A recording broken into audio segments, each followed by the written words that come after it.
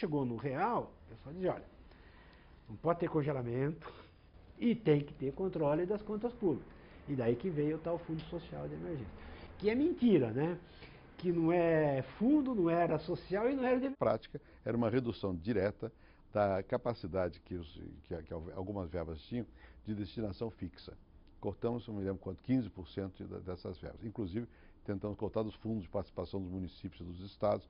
Enfim, foi um aperto danado no Congresso para poder obter essa redução de obrigatoriedade do gasto público para certas áreas, para nós termos uma caixa maior para usar no que nos parecia o mais adequado, né?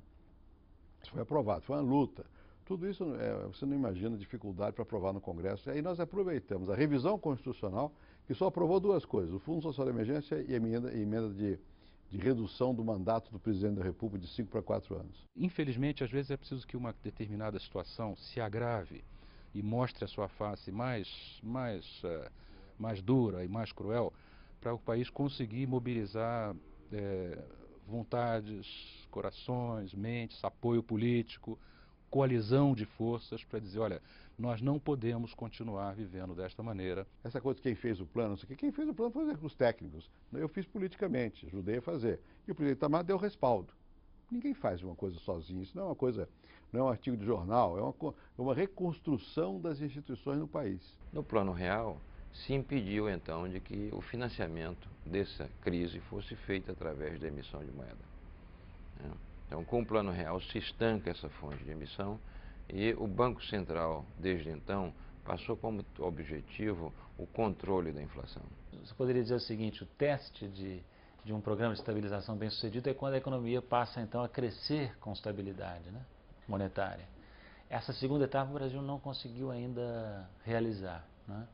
O problema do crescimento é hoje o problema central, né? O Brasil está desde o início dos anos 80 basicamente estagnado em termos de produto por habitante.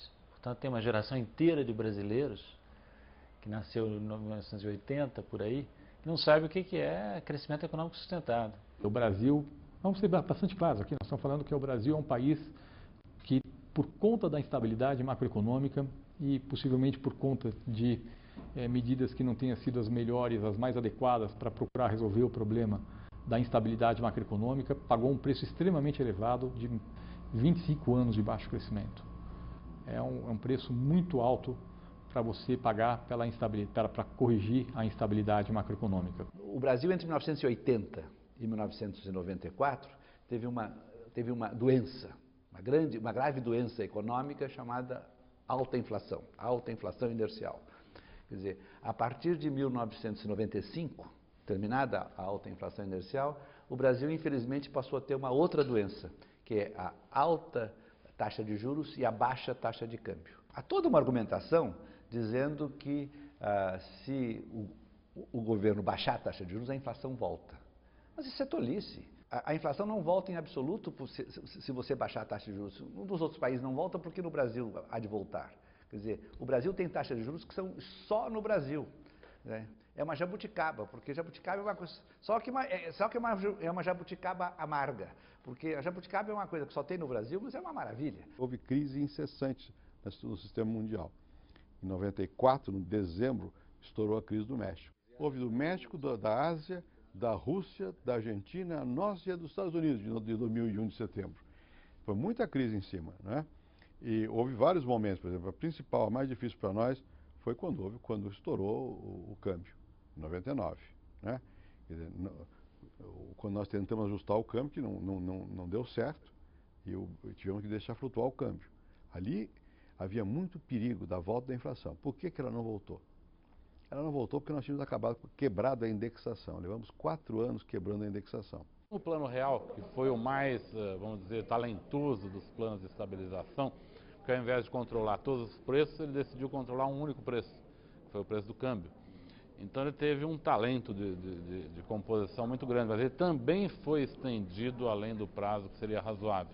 O próprio presidente Fernando Henrique falou que hoje, olhando para trás, ele concorda que a paridade cambial não deveria ter sido mantida por um tempo tão prolongado. Começa um novo capítulo da história brasileira da inflação. Nós não estamos mais no terreno do exótico Não somos mais uma hiperinflação, um país esquisito, sempre tendo que explicar jabuticabas para os estrangeiros. Nós continuamos um pouquinho exóticos, porque o Brasil, a despeito de ter vencido a hiperinflação, continua o campeão mundial de juros. A gente não quer acreditar que tem alguma coisa errada que faz os juros no Brasil ser tão alto. Só que tem uns caras lá no Banco Central que são teimosos. Antes fosse, tá certo? Porque muita gente passou por lá, muitos que gostariam de fazer o bem, porque fazer o bem é bom, mas por que não fizeram?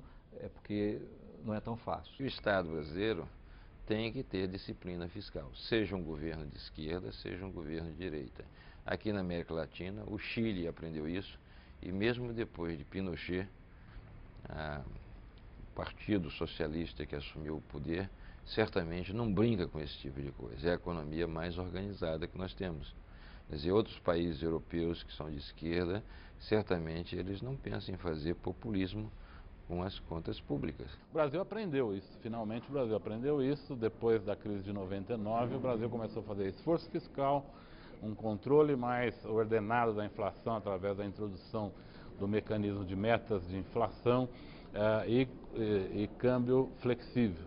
Essa consolidação do ajuste macroeconômico que foi feito no Brasil ao longo dos últimos anos, ela teve um preço sim, o preço foi um baixo crescimento, mas o resultado foi uma situação extremamente sólida do ponto de vista macroeconômico, que permite que o Brasil possa crescer de forma consistente. Mas o campeão do exótico e das jabuticabas continua sua cultura como um líder mundial, e não apenas em juros. Um estudo recente do Banco Mundial e da consultoria Pricewaterhouse fez um estudo sobre 175 países e demonstrou que no Brasil as empresas são campeões em gasto de tempo para cumprir seus compromissos tributários. Além do custo do tributo, a complexidade do tributo faz com que o Brasil seja campeão em tempo gasto para saldar os compromissos tributários. Todo mundo diz hoje que é difícil abrir uma empresa no Brasil, é difícil manter uma empresa no Brasil, é difícil fechar uma empresa no Brasil. Isso é verdade. Agora, não adianta só dizer isso, é preciso ir melhorando a legislação para que o ambiente de negócio no Brasil seja mais favorável. Um país ao sul do Equador